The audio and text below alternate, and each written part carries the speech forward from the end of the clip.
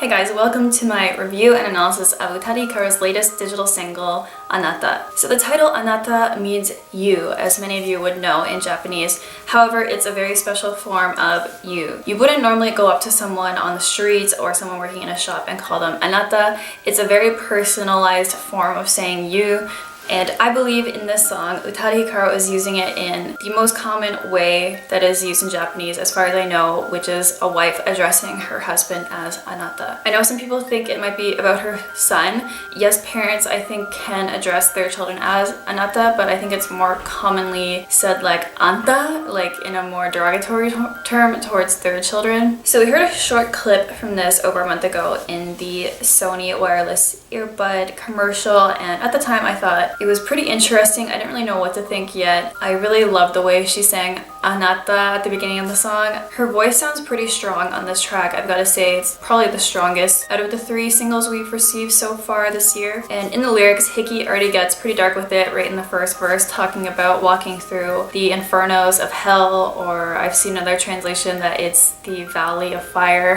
I thought it was interesting in the next verse that she says mune, which means chest, but in the lyrical translation, it says that someone else is relying on my heart and not chest. So I'm a little curious about that choice of wording. If you guys know more about the Japanese translation, let me know. But it kind of reminded me of like your partner who can like lay their head on you at the end of the day or something. So one of the passages that really caught my interest is, I'll read the translation to you guys. Walking through the world with you, it's so beautiful, it takes my breath away. You squeeze my hand back in the midst of an untouched wilderness.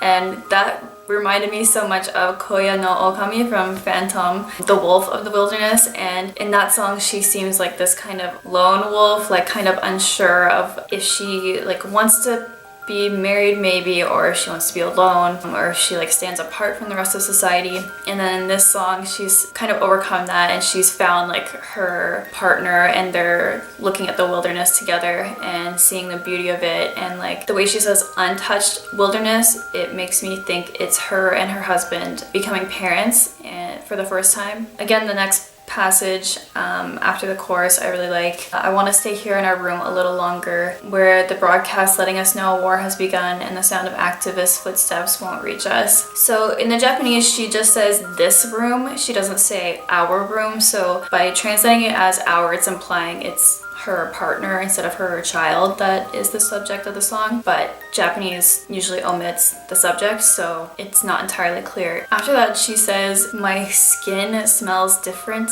I'm really curious what that means, if she's implying she smells like someone else, like her partner or her like new house with her family or something like that. That's interesting, I guess. I don't really get it. I really love the lyrics in the song and how they were the signature melancholy tone.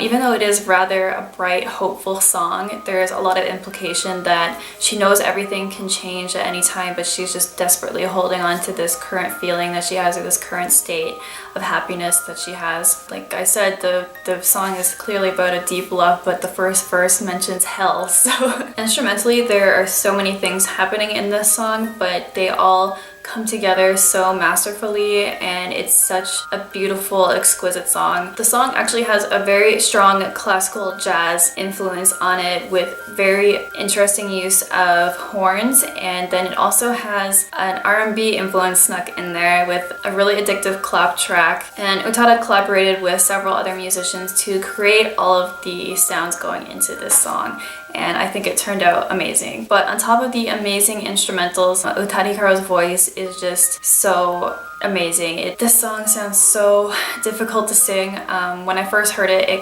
some of the things she does in it kind of reminded me of Okinawan traditional singers, and the way she kind of like goes quickly between ups and downs. She did something a little different with her vibrato in this song. She used to be pretty well known for her forced vibrato, and I feel like she's kind of been developing and working on it a little bit more since Fantôme and using it a little more sparingly. But the way that she used it in the song is so interesting and it's so perfectly placed. Yeah, she just sounds gorgeous when she belts the Anata parts, and then there's a couple other parts where she drops her voice back down, and yeah, it's just incredible, the pace that she sings at in the song, and the backing vocals are just gorgeous after the bridge in the song.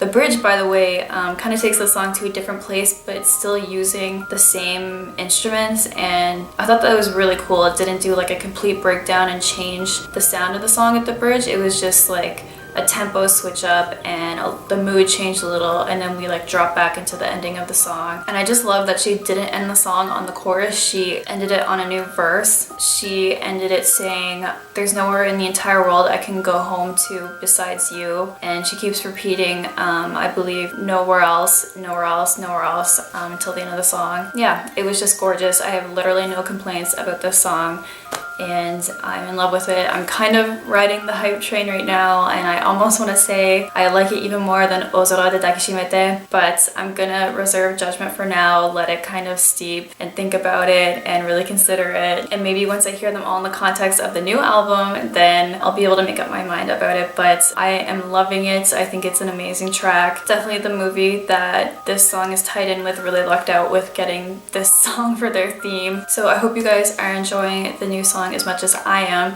Let me know what you thought of it in the comments down below, and I will see you in my next video.